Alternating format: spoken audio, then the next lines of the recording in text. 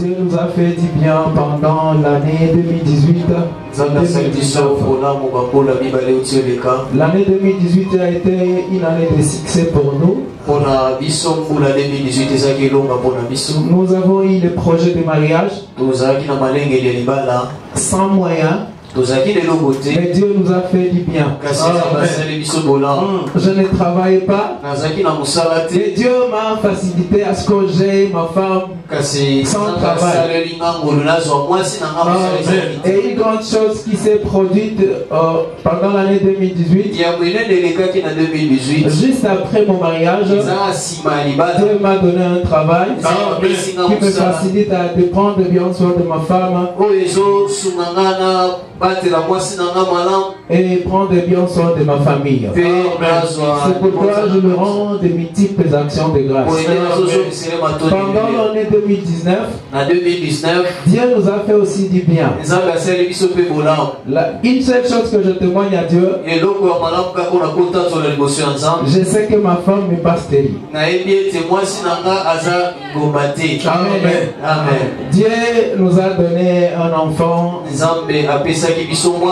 mais lui-même, connaissant que ce n'était pas encore le bon moment, il a encore repris cet enfant-là. C'est pourquoi nous le rendons encore le Dieu. Il nous a fait du bien et nous le témoignons en nom de Jésus. Amen. J'ai béni le Seigneur parce qu'il est grand. Je le bénis parce qu'il m'a donné un mari. Non seulement un mari, mais un mari digne de ses noms. Et je le bénis encore.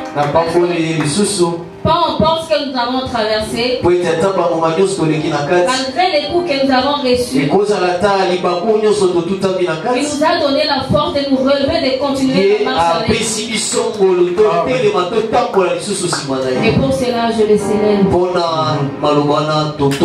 Est-ce qu'on peut acclamer pour la gloire de Dieu? Amen.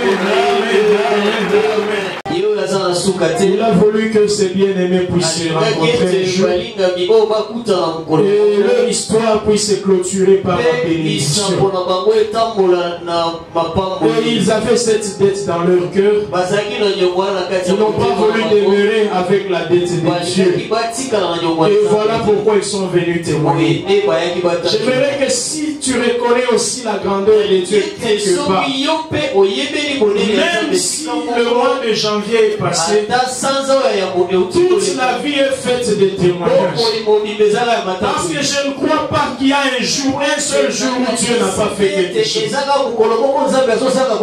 Si vous n'avez pas vu quelque chose un jour, vous pouvez dire en tout cas aujourd'hui de minuit à minuit, je n'ai rien vu de la part de Dieu. Ça sera le grand signe d'ingratitude.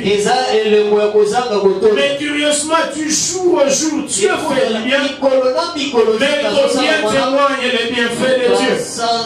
Tous les jours nous mangeons, tous les jours nous buvons, tous les jours nous vêtissons. Et d'ailleurs, bien. Mais qui témoigne la grandeur de Dieu? Tous les jours les gens sont engagés dans les cours. Tous les jours il y a des mariages. Tous les jours les enfants naissent. Tous les jours le diable attaque, mais Dieu nous donne la victoire. Mais témoigne ces choses. Comment faut-il encore expliquer les témoignages? Alléluia. Nous ne voulons pas que ces cas soient ingrats. Si on peut organiser même des cultes où nous disons qu'il n'y a pas de prédication, il n'y a que des témoignages de ceux qui reconnaissent que Dieu a fait dans leur vie. Je pense qu'il faut le faire un jour. Moi, comme j'ai la grâce de parler devant vous, je vais aussi vous donner un petit témoignage de ma vie. Avant de parler de quelque chose seulement, de très peu. Laisse-moi vous témoigner parmi les bienfaits de Dieu que je ne peux pas compter. Je vous dis seulement ce que j'ai vécu il y a une année et demie. J'étais ici avec vous. J'étais fort. Je prêchais, j'enseignais. Je planifiais tout ce qu'il fallait. Et le diable n'était pas content. Le diable n'était pas content. Et il s'est arrangé pour me lancer des flèches. Sa flèche a touché jusqu'au dos. Les médecins d'ici ont voulu soigner, mais ils étaient en train de tâtonner. Parce qu'ici à Touba, on n'avait pas l'IREM. L'IREM, c'est un test pour détecter les malformations qui sont dans les nez. Il montre toutes les traces possibles des nez, et s'il y a quelque chose qui ne va pas, on sait facilement les détecter. C'est comme ça que je suis allé à Kinshasa. Je vais vous épargner de beaucoup de détails. Quand je suis arrivé, après un mois où même le médecin de là où j'étais parti, j'étais en train de tâtonner aussi, cherchant qu'est-ce que ça pourrait être. Ils m'ont recommandé Ngaliema. Nous sommes allés à Ngaliema et les docteurs neurologues de là, ils m'ont envoyé faire l'examen l'IREM. Je suis allé à HJ à Limité. On a passé l'examen et c'est là qu'on a vu que c'était l'hernie discale. C'était ma première fois d'entendre qu'il y a aussi hernie discale. Je n'avais jamais entendu. Et quand j'ai amené le cliché, le docteur m'a expliqué que ce n'était pas seulement hernie discale, mais c'était double hernie discale. Pour dire que c'était plus grave que ce que je pensais. Et il m'a expliqué tout ce qu'il faut. Il m'a dit il y a plusieurs méthodes, mais la meilleure c'est la méthode agressive, c'est-à-dire opérer. Il m'a préparé psychologiquement que ça ne va pas durer longtemps et que ce n'est pas quelque chose à faire peu. Il m'a rassuré que c'est une opération qui peut prendre 30 minutes et après quoi je veux marcher. Alors j'ai informé à l'entreprise. Gloire soit rendue à Dieu parce que l'entreprise a pris en charge tous les frais. Que Dieu bénisse KMS au nom de Jésus. Toi qui me dis ton entreprise, tu n'y seras pas. Tu les traces que tu as aujourd'hui. Et moi je t'encourage à bénir tes chefs même quand ils te maltraitent. Bénis-les. Alléluia. Bénis ton entreprise. Moi je bénis KMS stylo de cette chair au nom de Jésus. Alléluia. Et c'est comme ça que le médecin m'a programmé pour l'opération. Écoutez ce que tu as fait. Le premier jour où, les jours du rendez-vous, je devrais être opéré. On est venu le matin me prendre. Nous sommes partis. Mais pendant toute la nuit, j'étais mal à l'aise. Je ne savais pas si c'était parce que déjà le matin, il y aurait opération. Mais je ne me sentais pas trop bien. Je n'ai pas eu un rêve ni un songe. Mais je ne me sentais pas trop bien. Et quand je suis parti là-bas, depuis le matin, à 6 heures, j'étais en train d'attendre. 7 h, 8 h, 9 h, 10 h, 11 h. Et c'est là que le médecin va venir dire que non. Ce n'est pas possible de faire l'opération aujourd'hui. Toi, tu vas seulement rentrer, on le fait demain. Curieusement, quand il m'a dit ça, j'ai senti comme une joie en moi, alors qu'on ne m'avait pas soigné. Ce n'est que quand nous sommes rentrés dans la chambre que Dieu nous a fait comprendre pourquoi l'opération n'a pas lieu ce jour. Nous étions avec un prophète. il a été cassé, il a connu un accident. Toutes les jambes étaient broyées. Et on était en train d'essayer de remettre un peu le son pour qu'un jour il espère marcher. Et ces jours-là, quand on me faisait entrer, je l'ai vu seulement s'exclamer Alléluia, gloire à Dieu. Je ne savais pas pourquoi. Mais il a commencé à me dire, il a parlé à sa fiancée que ça c'est un homme de Dieu. Et il a commencé à dire quelque chose. Il dit, quand vous êtes parti, voici ce que j'ai vu. J'ai vu qu'on a commencé à vous opérer et le sang a commencé à couler et il ne s'arrêtait pas. Le sang ne s'arrêtait pas jusqu'à ce que tous les médecins ont été dans la panique. Ils ont commencé à appeler de partout pour faire arrêter ce sang-là, mais ça n'a pas tenu. Et on a été obligé de te mettre dans la mort. Et depuis qu'on vous a amené là-bas, moi j'étais en train de prier. Voilà pourquoi quand je vous ai vu entrer, j'ai dit gloire à Dieu parce qu'il vous a épargné de cette mort. Alléluia. Nous sommes restés là-bas sur ma bouche. Et curieusement, on ne s'était pas encore beaucoup parlé avec ces prophètes.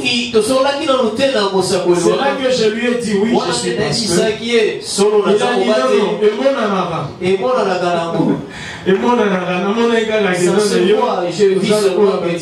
tu n'es pas comme tout le monde. Et c'est comme ça que les premiers jours, Dieu nous a épargné de la mort. C'est-à-dire ceux qui avaient lancé la flèche à partir de Touba, ils ont communiqué avec leurs frères et sœurs de Kinshasa pour continuer à attaquer même en Galiema. Le diable nous voit partout. Et quand il veut nous attaquer, nous sommes une très bonne cible pour lui. Personne ne peut se cacher devant le diable. Alléluia. Je disais pendant la semaine que les Amalécites veillent, pendant que Jésus-Christ veille pour nous protéger, les Amalécites veillent pour nous faire du mal. Ils veillent pour nous lancer des pièges. Ils veillent pour nous emprisonner et nous empoisonner. Mais malgré leur projet, ils n'ont pas réussi et ils ne réussiront jamais au nom de Jésus. Le deuxième jour est arrivé. Cette fois-là, c'était un bon jour. Mais même si c'était un bon jour, mais il y avait une peur que j'avais dans le cœur. Pendant que j'étais encore à l'hôpital, le premier hôpital où j'étais dans mon lit la nuit, et j'ai appelé un serviteur de Dieu. Ce prophète, c'est là tout ce qu'il nous dit dans notre famille arrive. Il se dit à la tête. Chaque chose qu'il a eu à nous dire dans notre et le matin il est venu me voir. Il m'a dit, il m'appelle toujours Papa Najado. Il dit Papa Najado. J'étais en train de prier. L'Éternel m'a montré.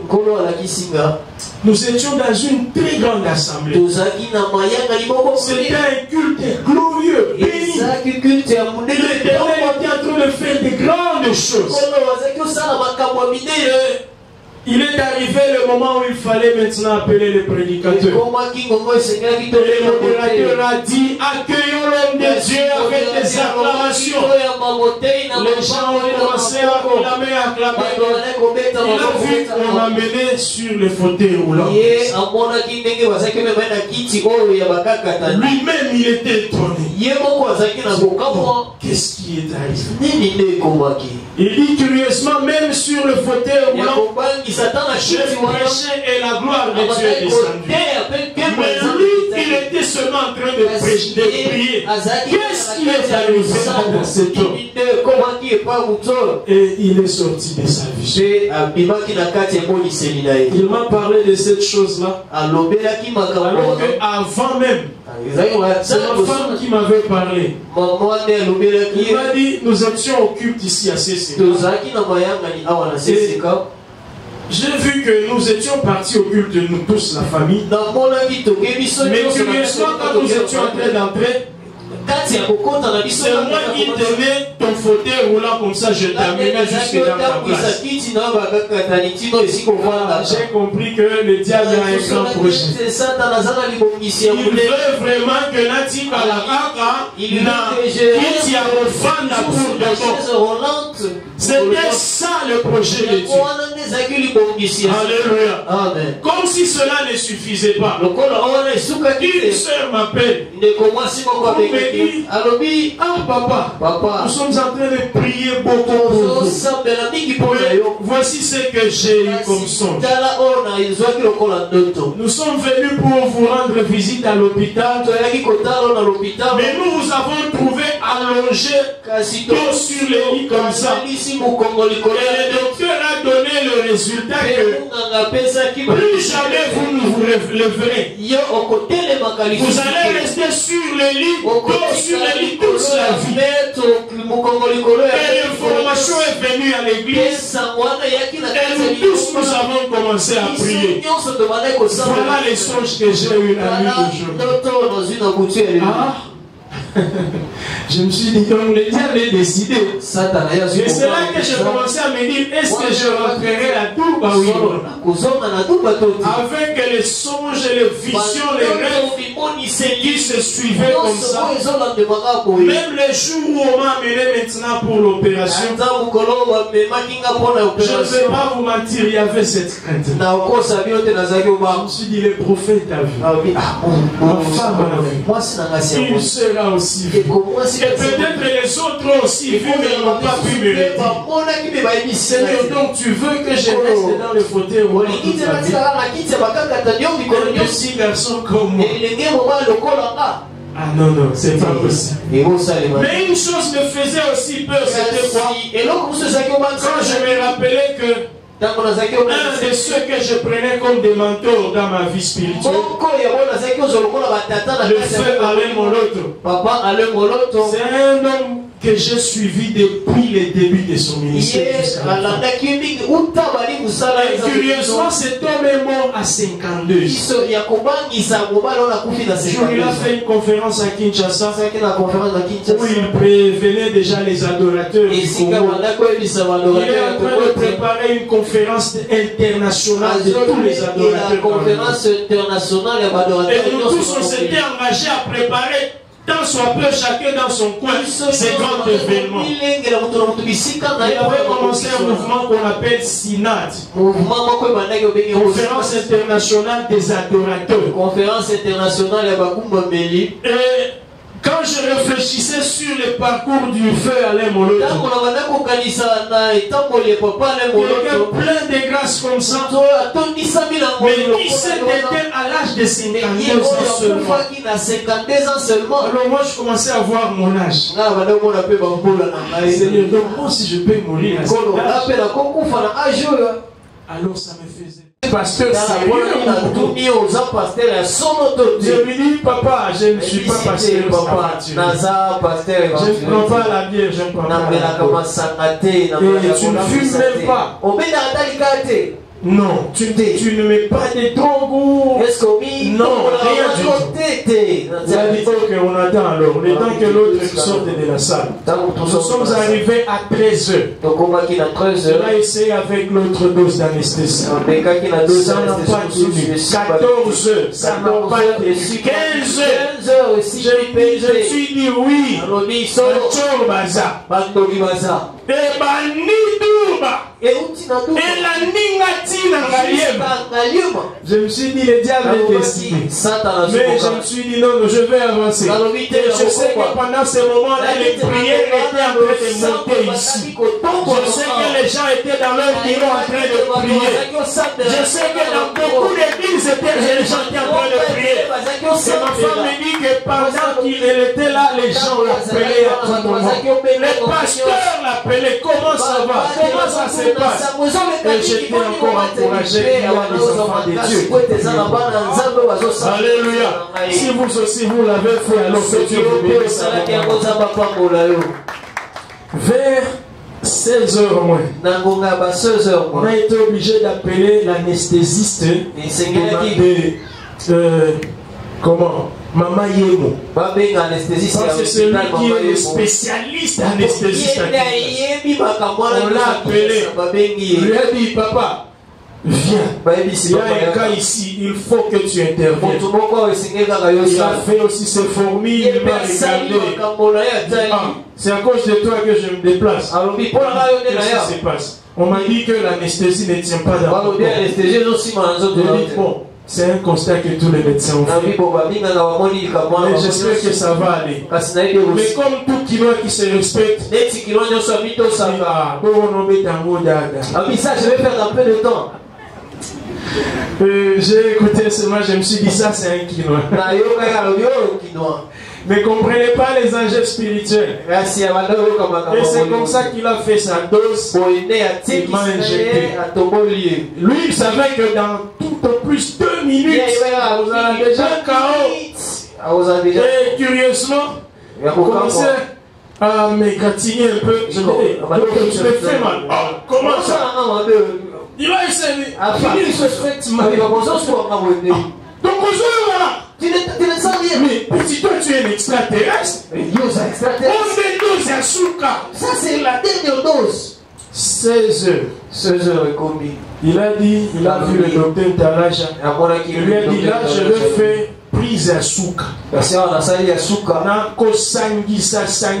Sangisa les bidons. Je vais mélanger tout ce qui est possible. Même si ce n'est pas permis sur le plan médical, mais il faut qu'il soit opéré.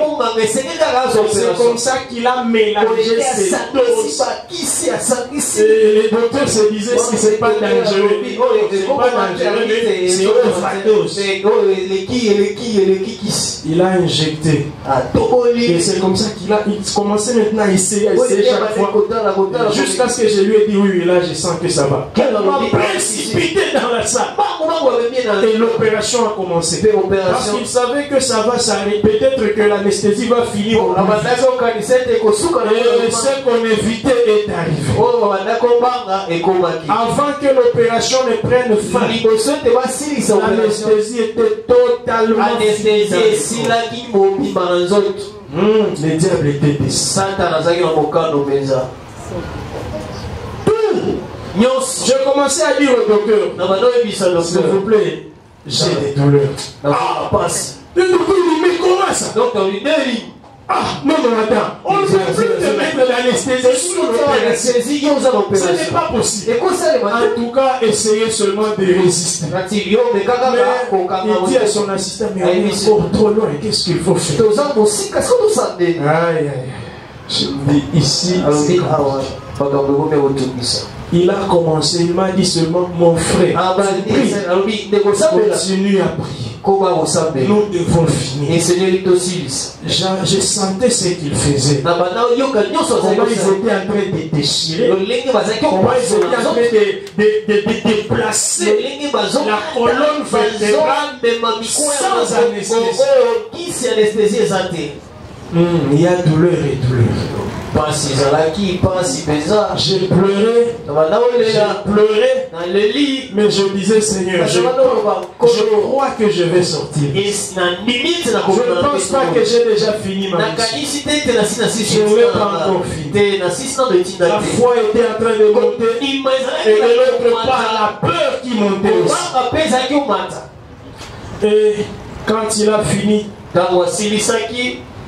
il m'a dit non, on a fini. On ne reste qu'à remettre tout à la normale. Je me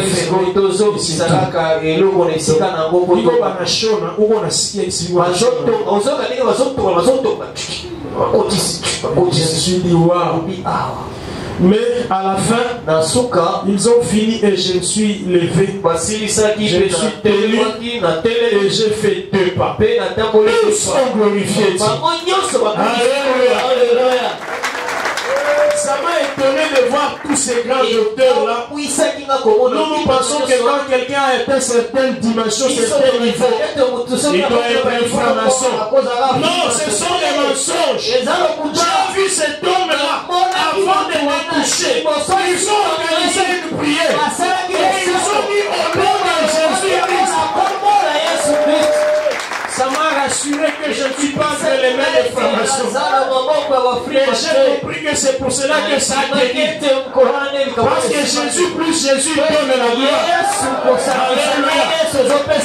Et c'est comme ça qu'on m'a opéré. Je suis rentré dans ma chambre.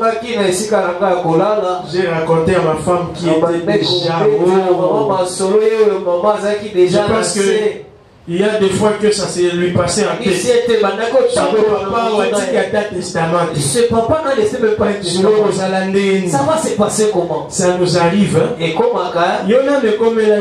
Si ce n'était pas, je ne sentais jamais. Il y a des situations qui nous arrivent. Mais Dieu a fait grâce. Et voilà qu'aujourd'hui, je suis encore devant vous. Plein d'énergie, plein de force. Et je glorifie encore l'éternel. Je parlerai toujours de ces choses-là. Parce qu'il m'a guéri. Il a fait échouer tous les plans de malheur. Aujourd'hui, je glorifie Dieu. Est-ce qu'il y a un frère peut acclamer le Seigneur à son appel? Est-ce qu'il y a un frère peut glorifier le vainqueur de Golgotha? Alléluia. Je n'ai pas voulu parler. Pourquoi que ce soit avant de rendre gloire à Jésus qui m'a guéri, qui m'a fait sortir de ce complot du diable. Je sais que c'était un plan bien organisé. Comme je l'avais déjà dit pendant la semaine. Mais aujourd'hui, je vous épargne de beaucoup de détails. J'ai voulu juste remercier encore Dieu parce qu'il m'a guéri. Est-ce que vous aussi vous avez vu un miracle dans la vie? Est-ce que Dieu vous a guéri aussi? Vous l'avez témoigné où? Ou est-ce que Dieu peut dire que cet homme a été reconnaissant? Cette femme a été reconnaissante. Bien-aimé, Dieu ne se fatigue pas. Si tu l'as témoigné il y a 2 ans, demande encore l'espace pour proclamer la grandeur de Dieu. Vous savez, le secret dans toutes ces choses, ça augmente votre foi. Même si vous sentez que ça passe, c'est trop dur. Mais la stratégie c'est quoi? Rappelez-vous, ou souvenez-vous de ce qu'il a déjà fait. Et témoignez-le. Ça vous donne encore l'espoir qu'il va encore faire.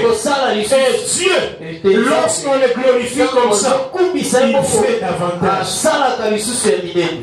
Et Dieu a fait grâce que après cette opération, parmi les conséquences que les médecins disaient, si seulement l'opération connaît un problème, je pense que vous pouvez dire déjà à Dieu encore au monde. Heureusement que vous avez déjà 3 enfants. Le médecin me disait, mais vous avez des enfants, non? Oui, nous avons mis ça. Bon, on ne sait jamais. Après cette opération, donc Dieu vous a déjà fait grâce, vous avez déjà 3. Même si ça ne tenait pas, vous avez déjà 3, non? Jeunesse. Alors nous allons lire la parole. J'ai voulu seulement exprimer ma joie. Parce qu'il a fait grand chose. C'était un mois où il fallait témoigner. Je ne pouvais pas ne pas témoigner. Comme les apôtres le disaient, nous ne pouvons pas ne pas dire ce que nous avons vu. Moi j'ai vécu ça. C'était dans ma chair. Comment ne pas dire ces choses? Lui qui m'a guéri, je peux en parler. Alléluia. Papa, je ne sais pas si vous avez bu. Papa Jonas. Non. Ok, nous allons lire. Nous allons lire dans le livre d'Actes des Apôtres, chapitre 18. Si vous le permettez, nous allons nous tenir debout. C'est juste pendant quelques temps.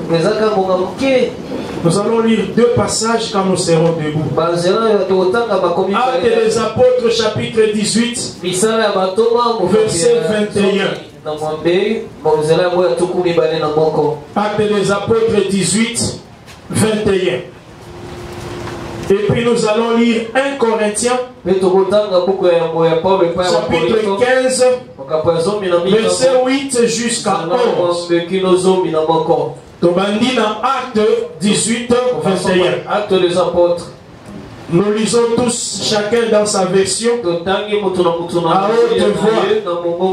Lorsque nous sommes à la maison, nous haussons la voix. Mais à l'église, nous devenons trop sages. S'il vous plaît, haussons la voix et lisons à l'unisson la parole de Dieu. Acte 18, 21. 1, 2, 3. Mais il n'y consentit pas et prit congé d'eux en disant: il faut absolument que je célèbre la fête prochaine à Jérusalem. Je reviendrai vers vous si Dieu le veut. D'Éphèse, il fit voile. Amen. Lisons directement 1 Corinthiens 15. 1 Corinthiens 15, 8 à 11. 1 Corinthiens chapitre 15, verset 8 jusqu'à 11. Si vous y êtes, nous allons lire 1, 2, 3. Après eux tous, il s'est fait voir à moi comme à l'avorton, car je suis moi le moindre des apôtres. Je ne mérite pas d'être appelé apôtre, parce que j'ai persécuté l'Église de Dieu. Par la grâce de Dieu, je suis ce que je suis. Et sa grâce envers moi n'a pas été vaine.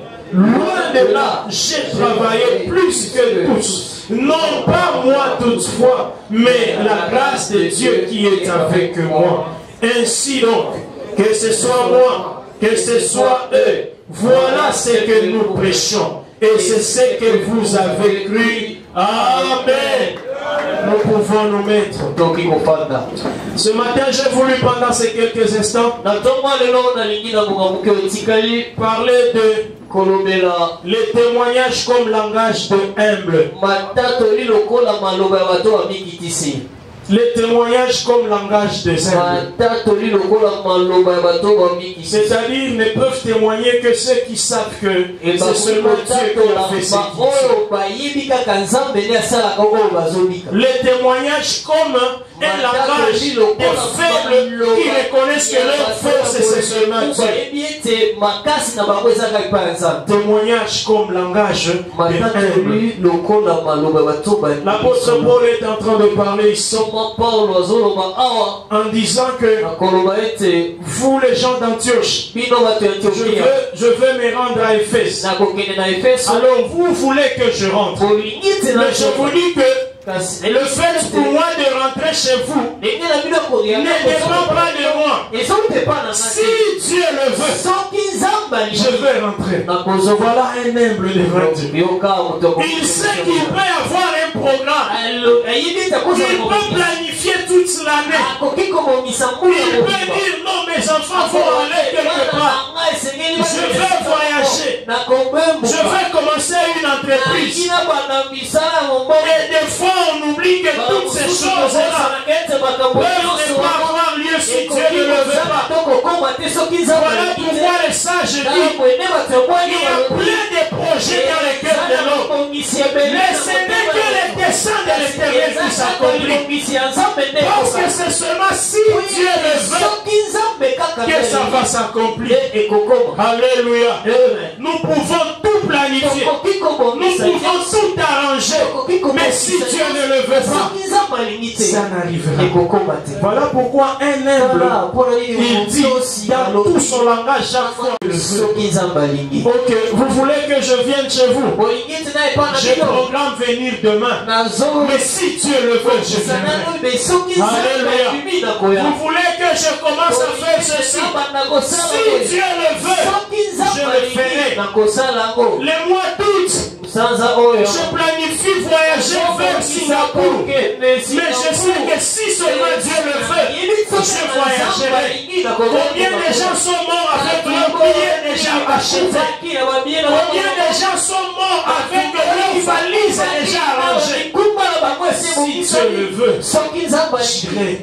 Si Dieu le veut, je le fais. Alléluia. Amen. Le deuxième langage où l'apôtre Paul parle, c'est quoi? Il dit, j'ai été appelé. Il y a des gens qui ont été appelés avant moi. Ils étaient puissants. Je me rappelle de mon frère Séphas, c'est-à-dire Pierre.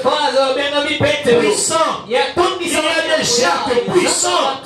Mais moi, Dieu m'a appelé comme les derniers des apôtres, comme un avorton. Pourquoi il s'appelle avorton?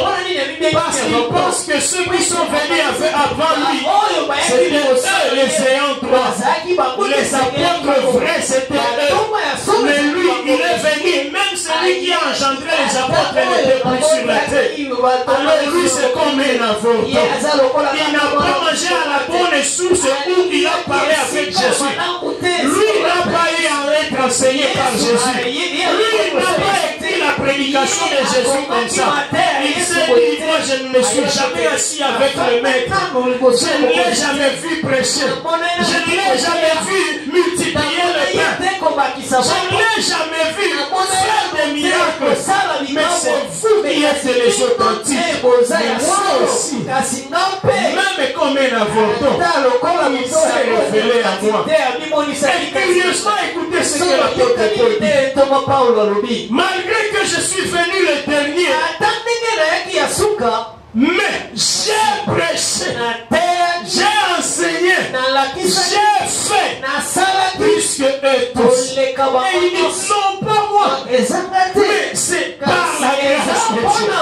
Alléluia. Un me dit toujours, tout ce que je suis capable de faire, c'est par la grâce de Dieu. C'est Dieu qui a fait tout en moi. Il y avait plusieurs, mais c'est selon moi que Dieu a choisi. Il y a plusieurs qui pouvaient être chanteurs aussi. Il y a plusieurs qui pouvaient être prédicateurs. Mais pourquoi seulement moi? C'est la grâce de Dieu. Vous pensez que je suis le seul à avoir la capacité de diriger cette église? Non! Il y a plusieurs qui connaissent mieux que moi. Il y a plusieurs qui ont une expérience supérieure à la mienne. Mais pourquoi seulement moi? La grâce de Dieu. Par la grâce, je suis ce que je suis. Voilà un langage de humble. Alléluia. Humble à l'obaka. Humble dit toujours. Par la grâce de Dieu, je suis. Par la grâce de Dieu, je suis. Par la grâce de Dieu, je veux faire. Par la grâce de Dieu, je veux venir. Par la grâce de Dieu, je fais prélever. Même si nous disons que cette année, c'est une année des portes ouvertes. Mais il faut toujours dire, par la grâce de Dieu, je vais aussi voir la porte. Et je vais y entrer. Alléluia. Par la grâce de Dieu. Aujourd'hui, si Dieu a déjà fait dans ta vie quelque chose, si Dieu a déjà ouvert une porte dans ta vie, j'ai voulu te rappeler quelque chose de très important. L'humilité. Même quand tu témoignes les grandeurs de Dieu, témoigne dans toute humilité. Vous savez, en suivant les témoignages des autres, vous allez penser que eux vraiment, leur vie était déjà extraordinaire depuis la naissance. Ils sont nés dans des familles extra. En entendant parler, vous allez avoir comme l'impression qu'ils témoignent, mais non, en réalité, il a voulu seulement étaler ce qu'il est. Et ça, c'est un témoignage des orgueilleux. La Bible me parle que Dieu résiste aux orgueilleux. Voilà pourquoi ce matin, homme de Dieu, serviteur de Dieu, enfant de Dieu, famille chrétienne, soyons humbles. Alléluia. Même dans notre façon de parler, soyons humbles. Une des raisons pour lesquelles nous appelons les gens avant de donner le témoignage, on puisse se parler un peu. C'est pour aussi pouvoir les guider à être humble dans leur témoignage. Dire que même si Dieu m'a élevé, il n'y a que Dieu qui pouvait faire ça. Même que Jésus-Christ au centre de son témoignage, que c'est Jésus qui a été comme un metteur en scène. C'est lui qui a commencé la chose. Il a su qui va intervenir pour me faire arriver là-bas, pour me donner ce poste là, pour me donner ce mariage là, pour me passer à ce niveau-là. Mais toujours Jésus au-dessus de tout. Voilà un humble. Alléluia. Amen. J'ai voulu dire à un enfant de Dieu ce matin que notre Dieu, c'est un metteur en scène. Je vais vous parler un peu d'un metteur en scène. Vous savez, il n'y a qu'un metteur en scène qui connaît la totalité de son film. Les acteurs ne connaissent pas la totalité du film. Et le metteur en scène peut changer même le film en cours. Alléluia. Il peut vous donner des rôles chacun. Toi, tu vas faire ça. Et des fois même il y a des films où les acteurs ne se connaissent pas. Il y a des acteurs qui connaissent seulement la partie où ils vont jouer. Quand ils ont rempli leur rôle, ils disparaissent.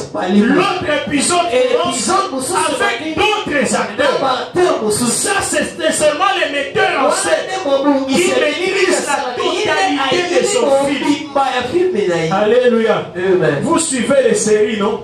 Il y a des séries qui ont commencé à un certain niveau. Il y a des acteurs qui étaient dans le premier épisode qui ont disparu. On ne parle plus d'Antonio. On ne parle plus de Georgienne. On ne parle plus de Frigorita.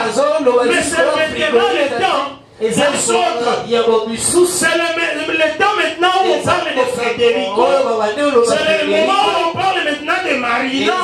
Mais au début du film, il y avait d'autres acteurs. Il n'y a que celui qui a écrit son film. Celui qui organise son film. Qui connaît la totalité. Alléluia. Voilà pourquoi j'ai dit Dieu c'est comme un metteur en scène. Il a déjà écrit l'histoire. Il sait que dans telle année c'est elle qui sera la scène. Il va jouer son rôle jusqu'à telle année. Et pendant qu'il sera en train de jouer son rôle, voilà les choses qui vont se passer. Quand lui il va finir, ça sera le temps de l'autre. Voilà pourquoi je vais dire à un enfant de Dieu, laisse les autres monter à la scène aujourd'hui. Parce que c'est leur temps de jouer. Quand le temps va passer, les autres vont aussi monter. Le metteur en scène va dire toi tu as fini. Le fils monte. Joue aussi. Fais ça. Fais ça. Fais ça. Quand tu auras fini, que l'autre parte. Pas que l'autre remplace. Alléluia. Dieu c'est notre metteur en scène. Il a su qu'aujourd'hui moi je serai votre pasteur. Mais demain j'aurai fini ma mission. Comme l'histoire a déjà été écrite, moi je vais finir mon épisode. L'autre va entrer et lui aussi va jouer son rôle. Il n'y a pas à s'envier entre nous. Alléluia. Ton tour va arriver, on va dire toi tu as fini. Ton rôle finit par ici. Allez. Augustin viens maintenant. Toi tu commences par ici. Toi aussi tu vas arriver là. Et puis l'autre va prendre. Alléluia. C'est ce que Dieu fait de nous. Alléluia. Un humble ne sait pas se maintenir sur un poste. Il connaît que je ne joue que le rôle pendant que je le joue, je dois tout faire pour mieux le jouer et faire plaisir à celui qui m'a fait grâce de jouer ce rôle. Si Dieu vous a donné un ministère, si Dieu vous a donné une responsabilité, bien aimé, faites bien ce rôle-là. Jouez très bien ce rôle-là, de façon à laisser de bonnes traces à ceux qui vont venir. Alléluia. Ne soyons pas comme des fonctionnaires de l'État. Je pense que sous notre président Fachi, ça va finir par la grâce de Dieu. Quand je quitte mon poste, je vais en congé.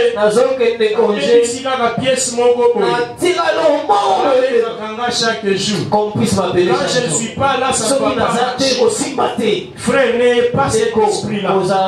Je vous en supplie. Vous êtes ingénieur. Vous avez un poste quelconque. Papa Mili, vous êtes au bon boulot. Vous êtes partout. Ne vous rendez pas indispensable. Vous avez juste un rôle à jouer pendant votre temps. Quand Dieu va décider que votre rôle est passé, vouloir ou pas vous serez remplacé. La Bible dit Dieu résiste aux orgueilleux.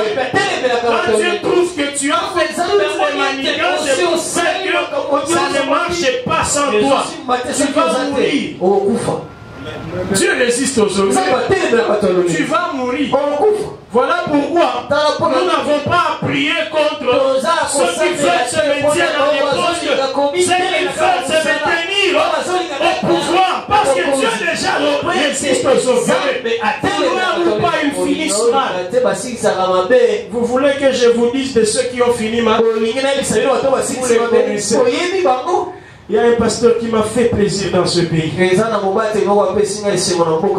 en parler. Le pasteur Roland Dallot. Il a commencé l'église Philadelphie. Et pendant qu'ils étaient entre 8000 et 9000 membres, pendant que les offrandes commençaient à grandir, pendant que les dîmes commençaient à prendre du poids, pendant que les connexions commençaient maintenant à s'ouvrir dans le monde entier, il a reçu la de Dieu. Dieu lui a dit, laisse la pastorale, je t'appelle pour autre chose. Seigneur, je laisse la pastorale. Pendant que les choses commencent à s'ouvrir, écoutez les conseils qu'il a reçus. Certains anciens lui ont dit, ah, père, attendez. Et papa, toi, les histoires commencent à tenir, mais là, tu veux laisser. Mais analysez bien cette voix-là. Est-ce que c'était la voix de Dieu? Mais il a abandonné. Il a laissé la pastorale au pasteur Adam qui a prêché ici. Il a laissé aussi au pasteur qu'il n'avait pas assez d'expérience. Mais parce que Dieu, il savait que le rôle de Roland Dallot en tant que pasteur est fini. Il faut qu'Adam se monte dessus. C'est l'épisode d'Adam, c'est comment les choses se sont passées. Aujourd'hui, le pasteur Atom s'est en train de diriger une église qui tend vers 20 000 membres. La même chose avec le pasteur. Un jour, cet homme est venu au culte. Pasteur Dallot, il est venu. Il a prêché.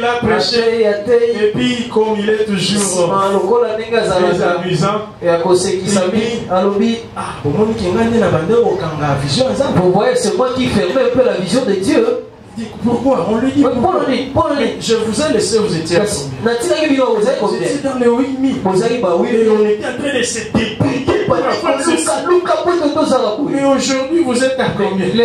Nous sommes en train de nous compter dans les 40 000 membres. Donc, si moi j'ai résisté à la voix de Dieu, peut-être qu'on allait rester dans les 8 000 et nous débattions pour acheter la parcelle, appelant partout. Mais aujourd'hui, on a des offrandes de 1 million de dollars.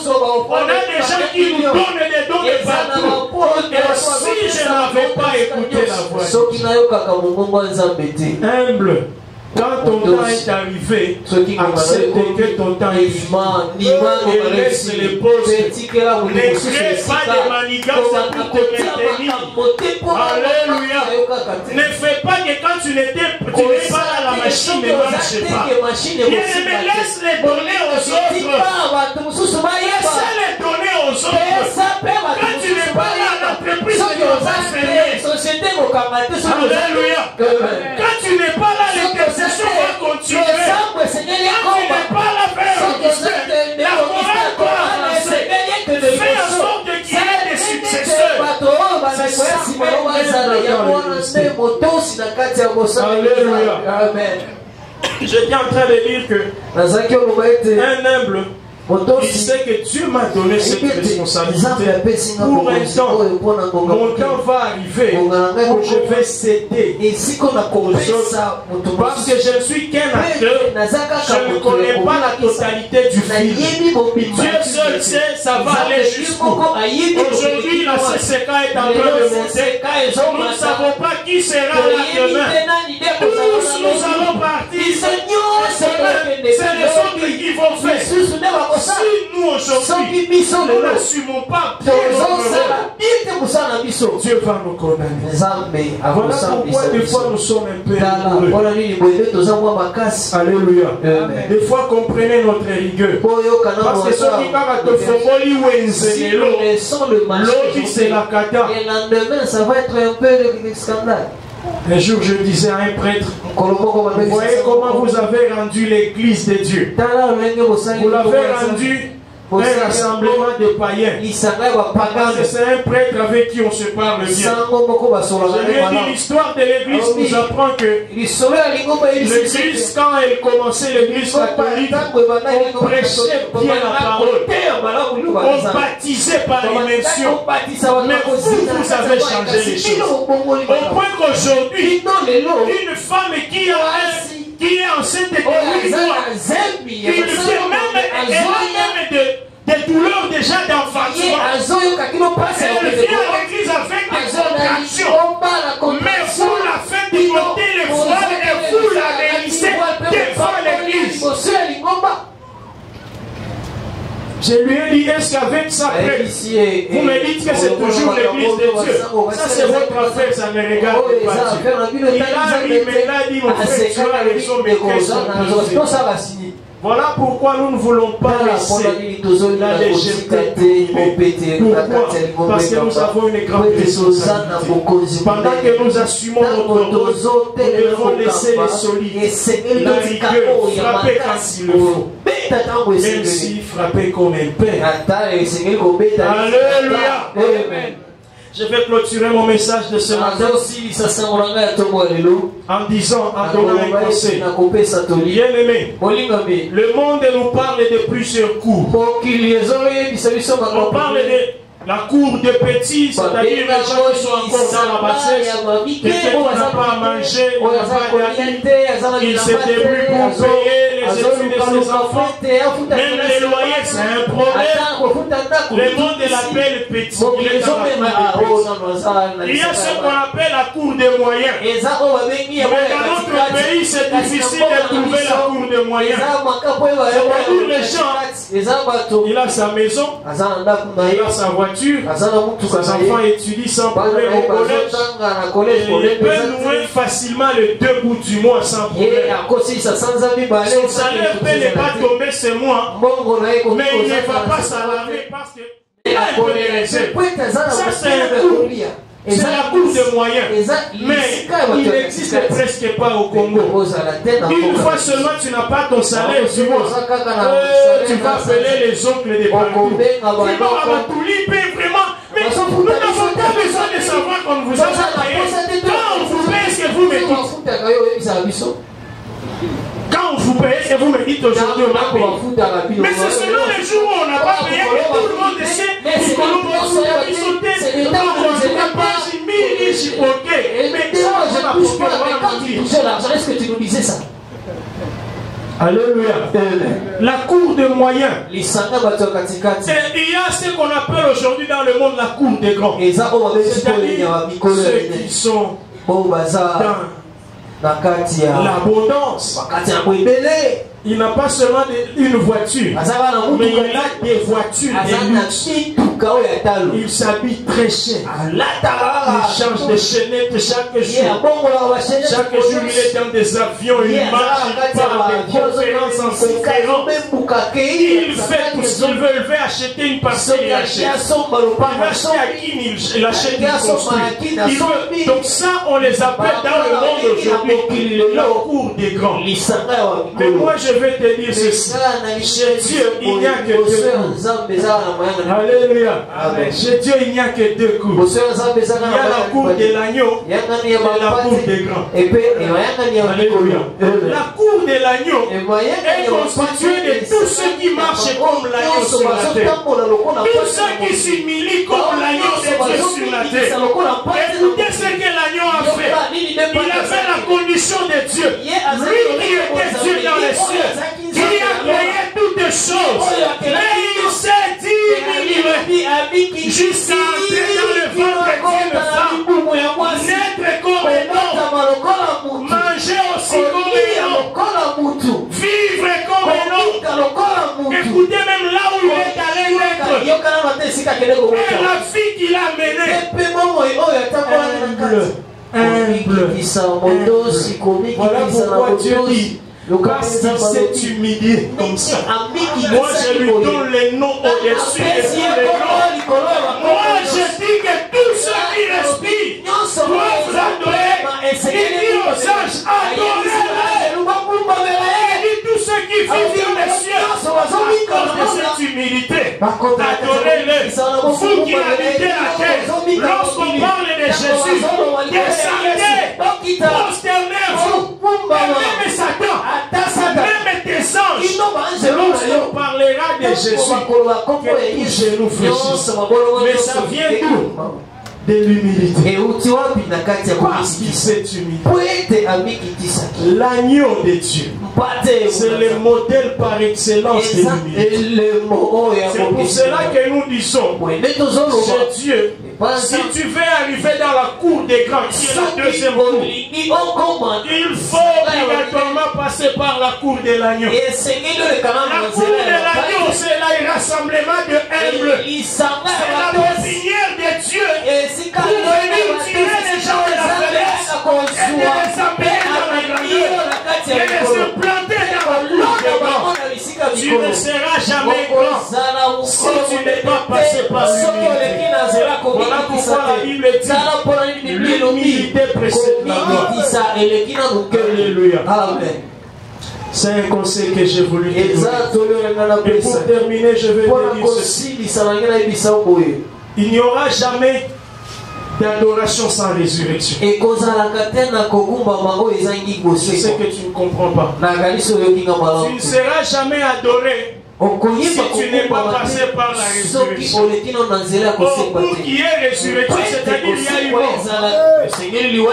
Jésus-Christ, pendant qu'il était sur la terre, comme il était comme agneau, tout le monde pouvait le toucher, tout le monde pouvait le jurer, tout le monde pouvait comploter contre lui. Pourquoi? Parce qu'il était agneau. Alléluia. Il était agneau, l'agneau qui fait craindre un agneau. Il peut avoir peur d'un agneau. Personne. Mais lorsqu'il est mort et qu'il est ressuscité, je suis couvert de gloire parce que je suis humilié. Dieu m'a rendu lion. Si tu veux devenir lion qui est le signe de l'autorité, passe par la cour de l'agneau. Accepte l'humilité. Marche comme Jésus. La Bible nous dit, pendant que Jésus vivait sur la terre, personne ne l'avait jamais adoré. Même pas ses apôtres. Aucun jour ils se sont humiliés devant lui comme ça pour dire tu es Seigneur, tu mérites gloire, tu mérites louange. Au contraire, tout le monde pouvait l'accuser. Au point qu'un jour on le trouve avec une femme. Viens au draguer. Le maître est en train de parce qu'il était dans la paix de l'agneau. On pouvait l'accuser de bien-aimé. Si tu acceptes l'humilité, Dieu va t'élever. Si tu acceptes l'humilité, Dieu va te bénir. Mais qu'est-ce qui s'est passé? Le jour où Jésus-Christ est ressuscité, la parole de Dieu nous dit que la première fois qu'on l'a vu, dans Matthieu 28, verset 17, la Bible dit, quand il le vit, il l'adorait. Dans le Nouveau Testament, la première fois on parle de l'adoration à Jésus. Mais c'était quand? Après la résurrection. C'est-à-dire il y a eu mort et il est ressuscité. Voilà pourquoi je te dis mon frère, ne t'attends pas à l'adoration si tu n'y as pas eu résurrection. Oh, il faut qu'il y ait d'abord un mot pour parler de résurrection. Si tu acceptes d'être humilié, Dieu va t'élever. Si tu ne veux pas te montrer, laisse-toi humble. Un jour, Dieu va t'élever. Je me mets prier avec un humble. Est-ce qu'on peut se mettre debout? C'est-à-dire ceux qui ont accepté la vie de l'agneau, ceux qui ont accepté Jésus-Christ comme Seigneur. Est-ce qu'une maman veut accepter Jésus-Christ ce matin? Est-ce que papa veut accepter Jésus-Christ ce matin? Mon frère, ma soeur, veux-tu donner ta vie à Jésus ce matin? Si tu es là, lève seulement ta main. Si tu es là, lève seulement ta main. Pendant que nous tous nous fermons nos yeux, s'il vous plaît. Ici se joue la vie et la mort. Si tu acceptes le Seigneur Jésus, tu seras sauvé. Et la promesse est là que tu seras sauvé, toi et ta maison. Il veut donner sa vie à Jésus. Il reconnaît qu'il a trompé les hommes de Dieu en entrant seulement à l'église. Mais il n'a jamais donné sa vie à Jésus. Mon frère, veux-tu donner ta vie à Jésus? Est-ce que tu es là? Est-ce qu'à l'extérieur il y a quelqu'un qui veut donner sa vie à Jésus? Si nous tous nous l'avons déjà fait, que Dieu soit loué. Alors nous voulons prier comme les humbles devant Dieu. Nous voulons dire, Seigneur Jésus, nous croyons que ta grâce nous a soutenus. Et si tu le veux, cette année nous verrons des portes réellement. Si tu le veux, nous allons entrer par nos portes à partir de ce mois de février déjà. Si tu le veux, nous allons vivre la gloire. Mais ce que nous voulons, aide-nous à demeurer dans la cour de l'agneau. Quel que soit ce que tu nous as fait, quel que soit ce que tu nous as donné, quel que soit ce que nous sommes devenus, aide-nous à demeurer humbles devant toi et devant les autres personnes. Et si quelqu'un peut demander cela à Dieu, Seigneur, donne-moi à demeurer humble, quel que soit mon travail. Même si j'ai un mariage, je ne veux pas mépriser ceux qui ne sont pas mariés. Même si j'ai de l'argent, je ne veux pas me moquer de ceux qui n'en ont pas. Est-ce qu'un humble peut demander cela à Dieu? Que Dieu te rende encore humble, plus humble qu'avant, pour qu'il puisse t'élever, plus humble qu'avant, pour que Dieu puisse t'élever. Seigneur, merci.